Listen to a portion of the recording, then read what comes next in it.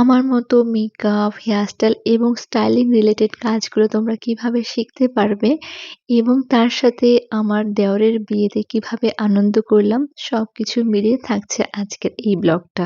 বসন্তের ১ম বিয়েবাড়ি। সেই বোনের বিয়ের সময় একটু ভালো করে সাজবার সুযোগ পেয়েছিলাম। আজ আবারে দেওরের বিয়ে উপলক্ষে বেশ অনেকদিন পর একটু মন ভরে সাজগোজ করতে বসেছি।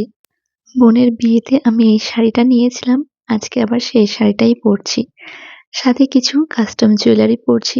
বিয়েবাড়িটা যেহেতু আমাদের বাড়ি থেকে অনেকটাই দূরে, তাই আর সোনার গহনা পরলাম না। তবে এত সুন্দর গোল্ড প্লেটের জুয়েলারি যদি কালেকশন তোমার কাছে থেকে থাকে, তাহলে কেউ দেখে বোঝারই উপায় থাকবে না এটা আসল সোনার গহনা নয়।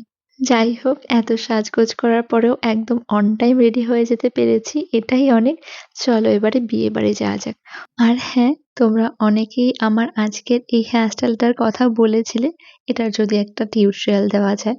খুব তাড়াতাড়ি আমি তোমাদের সাথে এই হেয়ারস্টাইলের টিউটোরিয়াল দেওয়ার চেষ্টা করব। আচ্ছা, এবারে ভিডিওর শুরুতে তোমাদের যেই কথাটা বলেছিলাম, তোমরা কিভাবে আমার মতো হেয়ারস্টাইল বা স্টাইলিং রিলেটেড ভিডিওগুলোর মাধ্যমে বা কাজের মাধ্যমে নিজেকে স্বনির্ভর করতে পারবে, সেটাই একটু ডিটেলসে শেয়ার করছি। এই কথাটা কিন্তু খুবই বাস্তব। বর্তমান সমাজে ছেলে অথবা মেয়ে উভয়কেই স্বনির্ভর হওয়াটা ভীষণভাবে দরকারি। বিশেষ করে আমার মতো যারা হোম মেকার রয়েছো, তাদের জন্য তো এটা ভীষণভাবেই আবশ্যক। তো তোমরা কিভাবে তোমাদের এই নিজের পায়ে দাঁড়ানোর স্বপ্নটা পূরণ করতে পারবে, তার জন্য আমি দেখো স্ক্রিনে একটা নাম্বার দিয়ে দিয়েছি, সেখানে যোগাযোগ করতে পারো।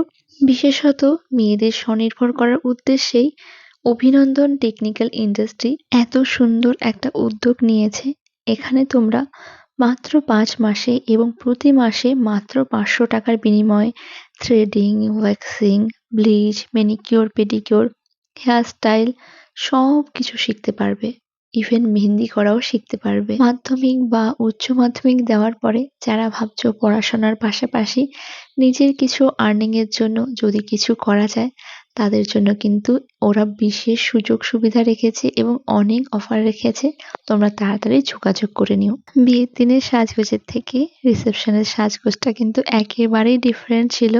আজকে আমি পরেছিলাম আমার মায়েরই একদম লাইট অলিভ কালারের একটা বেনারসি। এই শাড়িটা মায়ের জন্য বোনের বিয়ের সময় আনা হয়েছিল। কলকাতার বড় বাজার থেকে আমি পছন্দ করে এনেছিলাম। মায়ের কতটা পছন্দ হয়েছে জানি না। তবে মায়ের বেনারসির কালেকশনগুলোর মধ্যে এটা আমার মোস্ট ফেভারিট। যেমনটা তোমরা জানো, আমি লাইট মেকআপ করতেই বেশি ভালোবাসি। তবে আজকে বেসটা একটু হেভি হয়ে গেছিল। আর এই সাজটার সাথে আমি প্রথমে একটা চোকার এবং নেকলেস পরেছিলাম। মা বলল খুব একটা ভালো যাচ্ছে না, তাই আবার সেগুলো চেঞ্জ করে সাথে একটা মঙ্গলসূত্র ও একটা লহরি পরে নিয়েছিলাম। আমি রেডি সেডি হয়ে গিয়ে দেখি বোন তখনও রেডি হয়নি। তাই ভাবলাম হাতে যখন কিছুটা সময় রয়েছে, কেন না কিছু ফটোস এবং ভিডিওস নিয়ে নেওয়া যাক।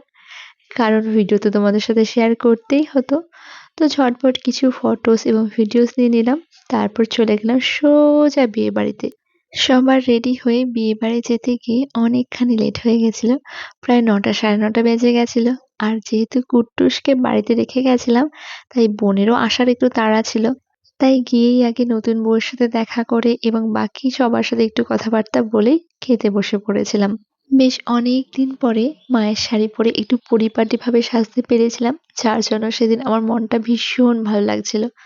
তোমাদের আমার এই দুটো লুকের মধ্যে কোন লুকটা বেশি ভালো লেগেছে আমাকে কিন্তু অবশ্যই জানাবে। টাটা।